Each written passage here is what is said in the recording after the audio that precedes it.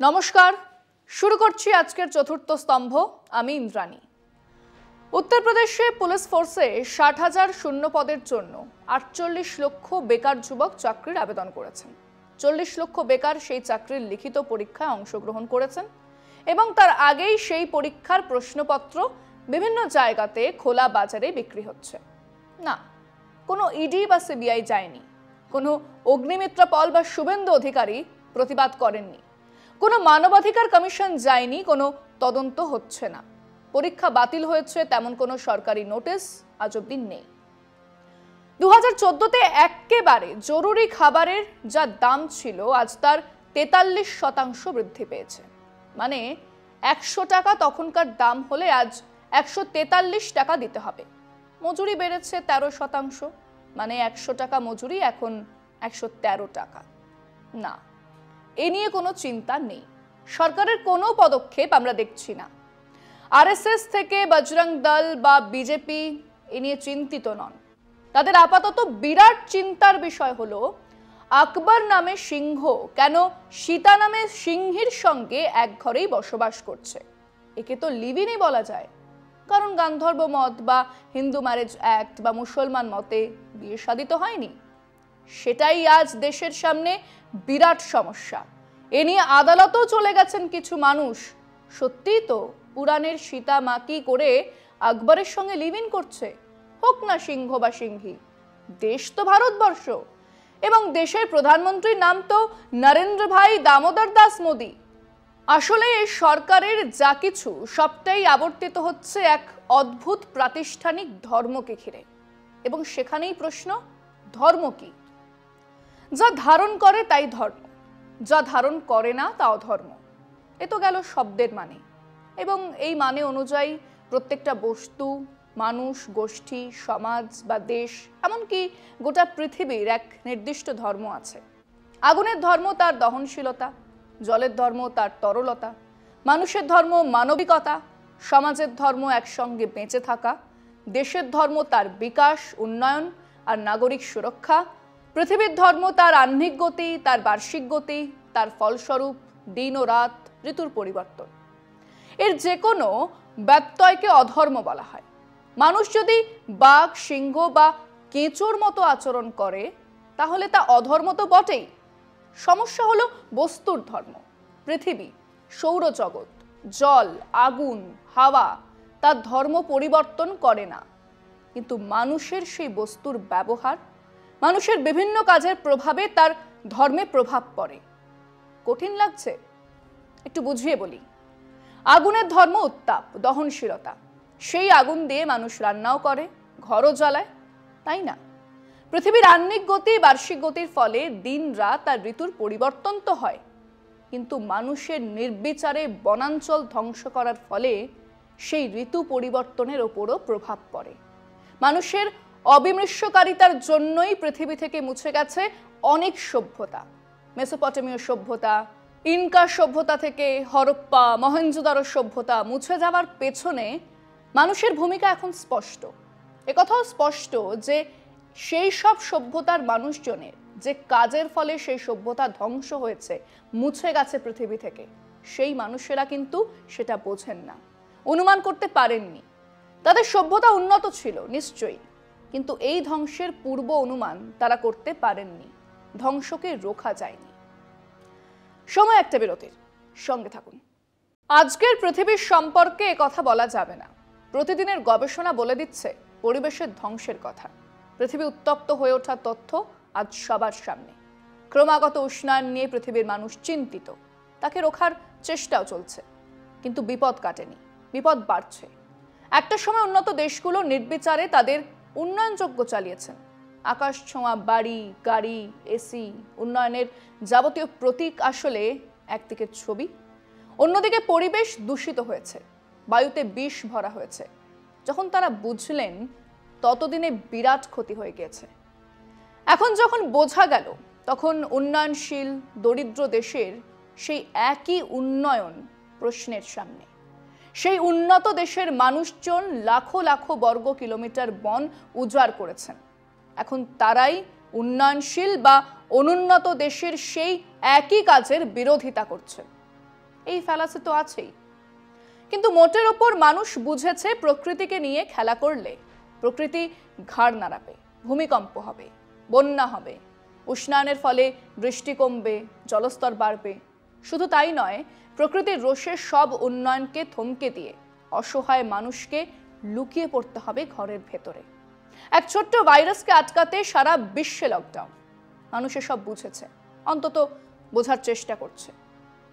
কিন্তু মানুষের ধর্ম যদি কেবল মানবিকতাই থাকতো তাহলে তো সমস্যা ছিল না। মানুষ ক্রমশ সমাজবদ্ধ হয়েছে এবং তার গোষ্ঠীর আচরণ, নিয়ম কানুনকে ঘিরে গড়ে তুলেছে প্রাতিষ্ঠানিক ধর্ম। ভূগোলের অবস্থান অনুযায়ী মানুষ ছিল নিগ্রয়েড, মঙ্গলয়েড, ককাশিয়ান। এর সঙ্গে অনেকেই অ্যাস্ট্রোলয়েডকেও এক ভাগে রাখেন। পৃথিবীর বিভিন্ন প্রান্তে এই চেহারার মানুষ জন্ম নেন, কিন্তু খুব তাড়াতাড়ি তাদের মিলন হয়। 100% ককাশিয়ানও পাওয়া যাবে না, 100% নিগ্রয়েডও পাওয়া যাবে না। মিলেমিশে নানান চেহারা নিয়েছে বিভিন্ন প্রান্তের মানুষ। আবার ওই ভৌগোলিক অবস্থানেই গড়ে উঠেছে প্রাতিষ্ঠানিক ধর্ম। নানান ধর্ম, খ্রিস্টান, মুসলমান, জরুথ্রিস্টিয়ান, হিন্দু, বৌদ্ধ, জৈন, শিখ, আদিবাসী, বিভিন্ন ধর্ম। তারাও তাদের শুদ্ধতা 100% বজায় রেখেছে এমনও নয়, তারাও বিভাজিত হয়েছে, তাদেরও ভাগ হয়েছে, তাদের মধ্যেও নানা গোষ্ঠী হয়েছে। বিভিন্ন তত্ত্বের ভিত্তিতে, উপাসনার পদ্ধতির ভিত্তিতে তাদের নানান গোষ্ঠী তৈরি হয়েছে। তাই এখন কেবল হিন্দু বা কেবল খ্রিস্টান বা কেবল মুসলমান বলতে কিছুই বোঝায় না। তাদের উপাসনার পদ্ধতি, রীতিনীতি, পাঠ, খাদ্য হাজারো ভাগে বিভক্ত হচ্ছে। এখানেই থামেনি। কিছু মানুষ ঈশ্বর নিয়ে নির্বিকার, অ্যাগনস্টিক। কিছু মানুষ ঈশ্বরে বিশ্বাসী করেন না, এথিস্ট, নাস্তিক। তাদের সংখ্যাও বাড়ছে। মধ্যযুগের ইতিহাসে রাজা, সম্রাট, নবাব, সুলতানের ইতিহাসে ধর্মের বিরাট প্রভাব ছিল। ধর্ম প্রচারে শাসকের ভূমিকা ছিল, ধর্ম নিয়ে যুদ্ধ ছিল।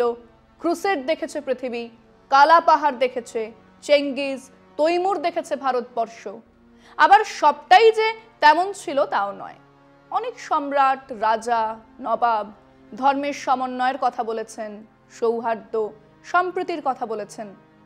কিন্তু এসবের পরেও আধুনিক রাষ্ট্র উদ্ভবের আগে পর্যন্ত ধর্ম আর রাষ্ট্রের সম্পর্ক ছিল অবিচ্ছেদ্য।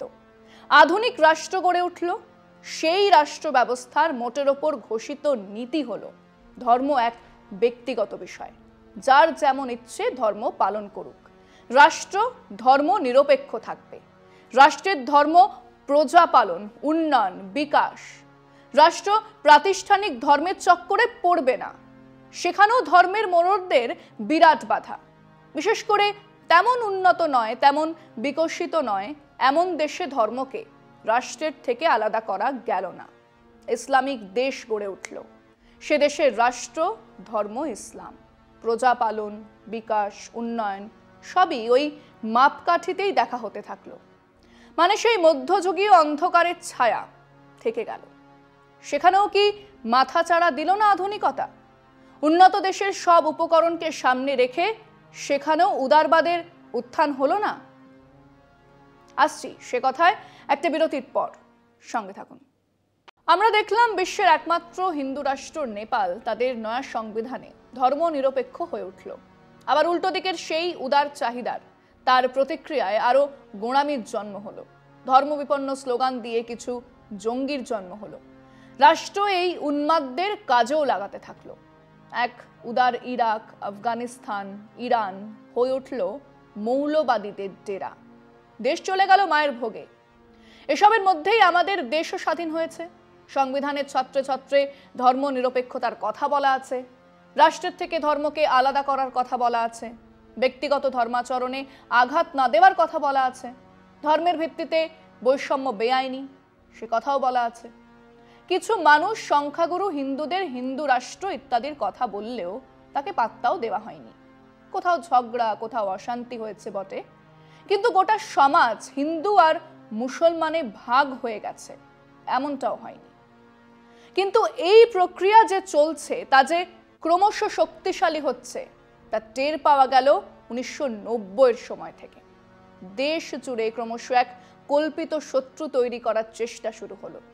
পাকিস্তান শত্রু, পাকিস্তান ইসলামিক দেশ, কাজেই ইসলামও শত্রু, এমন এক সরল যুক্তি হাজির করার চেষ্টা চলল। মানুষ ভুলেই গেল ওই পাকিস্তানের মিলিটারি কি বর্বর অত্যাচার চালিয়েছিল বাংলাদেশে। সেখানে তো শুধু হিন্দুরা মারা যায়নি, লাখে লাখে মুসলমান মানুষজনদের খুন করা হলো, নারীদের ধর্ষণ করা হলো। একধারে মুজিবর, অন্যধারে ইয়াহিয়া খান, দুজনেই মুসলমান। পাশে দাঁড়িয়েছিল ভারতবর্ষ, মানবিকতার খাতিরে, কোনো ধর্মের খাতিরে নয়। কিন্তু সেসব ইতিহাস মুছে দিয়ে ধর্মের পরিচয়কেই তুলে ধরা হচ্ছে, ধার্মিক মেরুকরণের চেষ্টা হচ্ছে, ধর্মকে রাষ্ট্রের সঙ্গে জুড়ে দিয়ে এক মধ্যযুগীয় ব্যবস্থার দিকে নিয়ে যাওয়া হচ্ছে। কে জানে না? আমরা সবাই জানি। এদেশের হিন্দু, মুসলমান, সংখ্যালঘু মানুষ কথা জানেন, এবং গর্বের কথা হলো বেশিরভাগ মানুষ এই মেরুকরণকে অস্বীকার করেছে। এখনো বিজেপির 37% কিছু বেশি ভোট পায়, তার মানে 79.8% হিন্দু, জনসংখ্যার অর্ধেকেরও কম আরএসএস বিজেপির এই চক্রান্তে সায় দিয়েছে, এটা পরিষ্কার।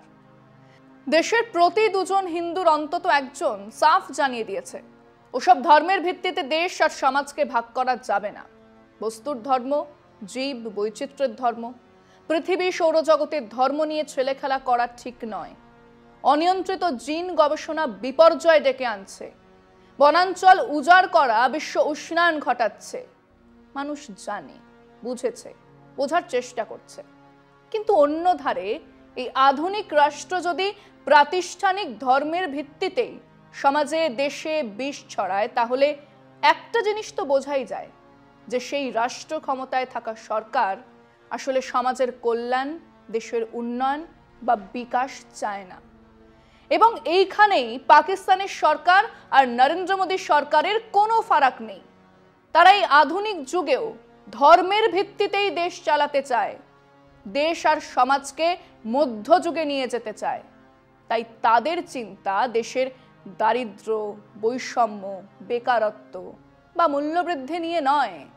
তাদের স্লোগান কাশী মথুরা, তাদের চিন্তা আকবর নামে সিংহ কেন সীতা নামে সিংহের সঙ্গে লিভ ইন করবে। আজ এ পর্যন্তই। শুভরাত্রি।